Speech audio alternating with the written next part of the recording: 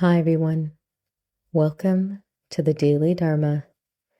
In this episode, we're going to be talking about how we could move through our various experiences. The story that we'll be reflecting on this theme is called Moving to a New City, and it comes from the book Tiger, Mouse, Strawberry by Yuki Zenda. Here is how the story goes. A woman visited a Zen master and asked, "I'd like to move to this city. What's your opinion of it? What do you think of the people who live here?" "Well," the Zen master responded, "what were the people of your old city like?"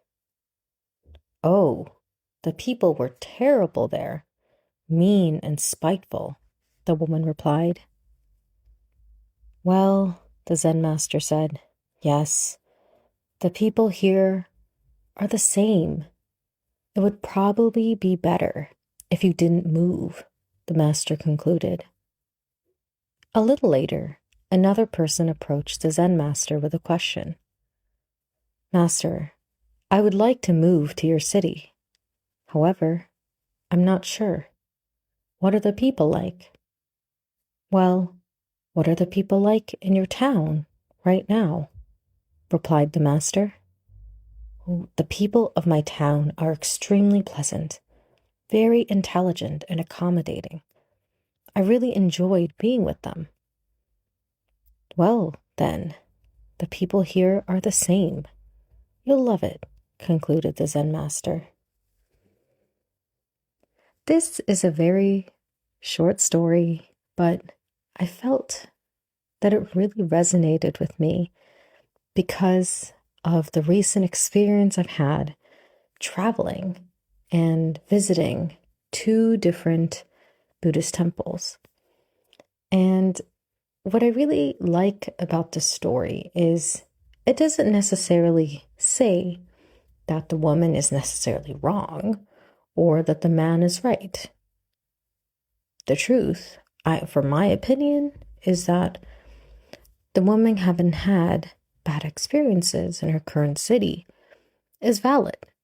It's very possible that she had many negative experiences, and perhaps those negative experiences have shaped her perception of her city, which made her want to move. But in pointing that out, the Zen master highlights the filter with which she's already looking at the people around her. Because when we already have that built-in expectation of something or someone, even of how a city is going to be, it could either make our experience harder or easier. And in the case of the man, because he already has this expectation that people in a dwelling are pleasant, it could make his journey to a new city easier because he's going to be focusing on the good rather than the bad. But I would say, in general, both of these perceptions and filters can lead to issues.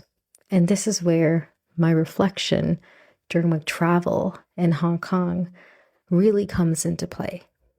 So first of all, I went to one monastery, and this is one that I've been to before, and I already had such a pleasant experience there, and I expected it, and it was fulfilled. It was very quiet. There was so much respect for the temple grounds, the gardens, the animals, as well as just the general atmosphere and ambiance was so calming, and overall exactly what one would want after being in a very busy city. It is a beautiful monastery, and it's something that you wouldn't expect so close to the city center. But much like the Zen stories that I've spoken about on this podcast, it's just full of this calm energy that really soothes your soul wherever you are in your day. But then, after asking many friends and family around us, we were given the advice to go to a different monastery. And of course, this is a much bigger monastery. And this one was highly requested and very popular. And I knew that there would be a lot more people there. And this is not necessarily a monastery where only, and the first monastery was the same. It wasn't that there were only Buddhists or people who, went to worship, went to that temple. There were plenty of tourists, but even with the tourists like myself, the first temple was very quiet and it was very peaceful. And so with the second temple, I knew that there was going to be a lot more people. It was going to be a lot more of kind of the atmosphere of a museum rather than a temple. But that's all I expected. I expected it to be a little bit busier. And it turns out it was about 100 to 200 times busier than I expected. It was very hectic. I was more or less disappointed in the people who were visiting because there was almost no real respect, or I would say just this acknowledgement that we are in a temple, we are in a place that many people, including myself, consider very holy and very special. And it's not just that. In that particular temple, the ashes of many people's loved ones were actually laid to rest. So we're not only there at a temple, which was a massive endeavor for so many people to build, but we're also in the resting place of many people's loved ones. And I can't really blame the people there for kind of treating this monument and this place like a museum, like any other attraction on their journeys, because how would they know? They don't have my knowledge. They don't have my experiences. And yet it was still very frustrating for me to see.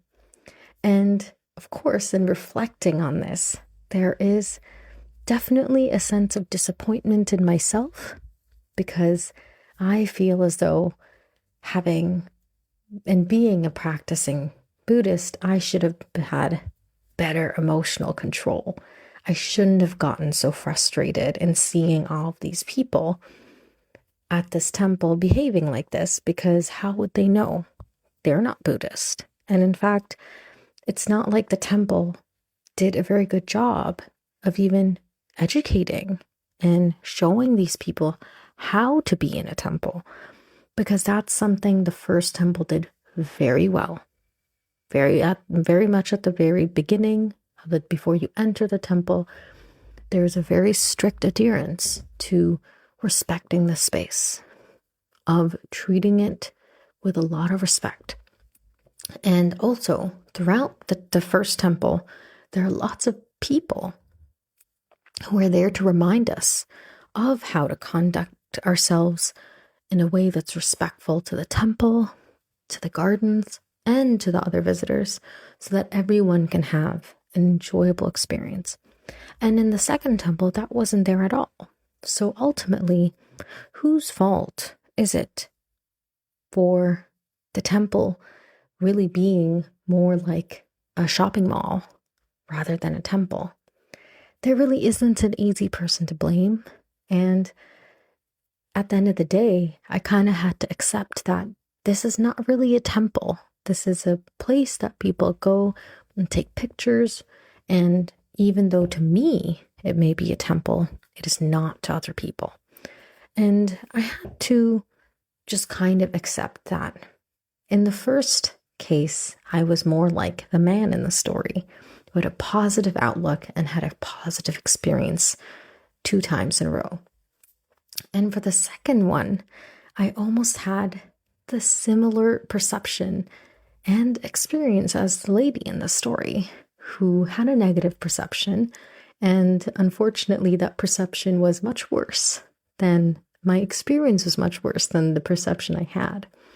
And of course, I've struggled and just being disappointed that I wasn't able to just naturally process it and let it go. But also, I feel that I have to give myself a lot of grace.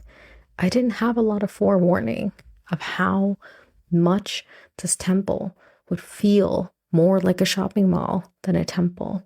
And I'm only human. So the next time I have this opportunity to visit a place and I know that it is an area that is highly recommended, that many, many people go to, I'll know, okay, as much as I'm going to treat it like a sacred place, I'm not going to have that expectation for others, for hundreds of others that are going to be by my side.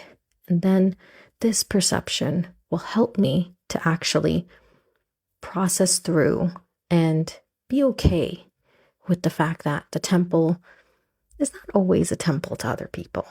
And that's okay. So I would say overall, the reflection I've had is sometimes our perceptions are correct and they help guide us through the experiences that we have. But sometimes our perceptions are wrong and they can actually be a hindrance. But that whole aspect of a perception being a hindrance is part of the human experience. And if your perception turns out to not be helpful to you, the best thing you can do is to reflect on it and to just ask yourself, what can you learn from this experience for next time? To build an openness and perception in yourself that will make the next experience you have that is similar to this easier instead of harder. Thank you so much for listening to this podcast. This is my second final traveling episode for this particular segment, so I apologize for the audio not being the usual, but thank you for being here and for being on this journey with me. If you have any questions or thoughts you'd like to share, please email me at dailydharmapodcast@gmail.com. And may you have a beautiful, safe, and joyful week ahead of you. Until next week.